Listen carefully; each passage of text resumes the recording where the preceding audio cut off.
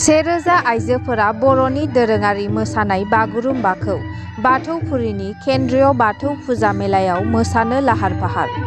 बाक्सा जिल्लानि बाथौफुरिनि केन्द्रीय बाथौ फुजा मेला फालिथायनि गिबि सानखालि बेखेवनाय हाबाफारियाव बागुरुम्बा मोसानाय दिन्थिफुंनो सा 1000 आइजोफोरा मोसानाय दिन्थिफुंनो साखाफारा खालामदों।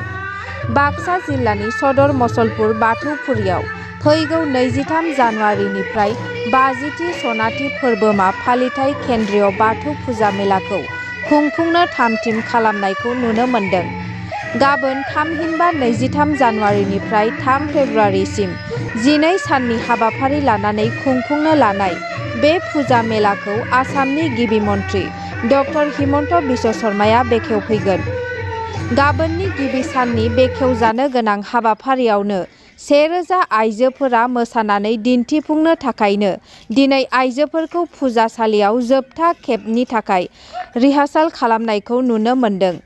बे सनाथि मायथाइ फालिथायावनो बिटिआरनि गाहाय मावफुं सोद्रोमा प्रमद बर', बारग' मावफुं सोद्रोमा हाग्रामा महिलारी बिथांमोनाबो बाहागो लाफैगोन होननानै बानजाय आफादा मिथिहोयो।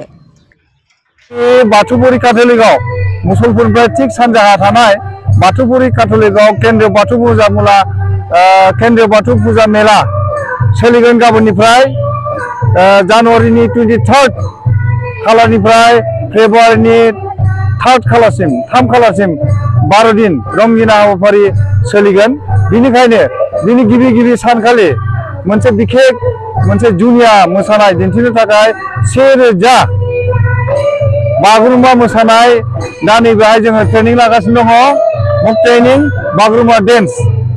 बे बागुरुम्बा डेन्सआव जोंनि काथलिकआव बाथौफुरि एरिया बिनि अनगायैबो गोबां जायगानि गोबां गामिनिफ्राय बे बागुरुम्बा मोसानाय जे मोसागिरिफ्रा बाहागो लानो फैदों आरो जोङो आसा खालामदों जोंनि जे टारगेट 1000 सिख्लाफोरा बागुरुम्बा मोसागोन बेखौ जोङो दा रिहार्सेल होगासिनो दङ। गासै माने फेब्रुवारिनि 3 खालारसिम जागोन। गाबोन 23 जानुवारि बिनि उनावहाय फेब्रुवारिनि 3 खालारसिम गासै 12 साननि रंगिना हाबाफारिजों गाजा गोमजायै बेवहाय जोङो केन्द्रीय बाथौ फुजा मेला खुंनो थाखाय आखायाव लानाय जादों। मानो होनना बुङोबा जोंनि बे केन्द्रीय बाथौ फुजा मेलाया 1975 मायथाइनिफ्राय फैयै 50 बोसोराव दिनै आगान होफैबाय देग्लाय। बेनिखायनो बेहाय जोङो सनाथि फोरबो खुंनो थाखाय हाबाफारि लानाय जादों। गासैबो जोंहा ड Himanta Biswa Sharma chief minister of Assam बिथाङा दङ। बिनि अनगायैबो जोंहा माने बिटिसिनि गाहाय प्रमद बर' फैगोन आरो बिनि अनगायै जोंनि बारग' जोंनि गाहाय हाग्रामा महिलारी बिथांमोना बाहागो लागोन। हाबाफारि लेखा गोबां गुबुन खालारखारि बिथांमोनखौ प्रग्रामाव सेटआप खालामनाय जादों। रायजो राजाफोरखौ जोङो मिजिं खालामो बेयाव जों बयबो बाहागो लायो। ओरैनोथ' बाहागो लानायखौ नुनो मोनखायो आरो देग्लाय जों सनाथि फोरबो हिसाबै बांसिनै गाजा गोमजायै लैहोर फैगोन होनना जोङो मिजिं थिहरदों आरो खावलायनाय जायो।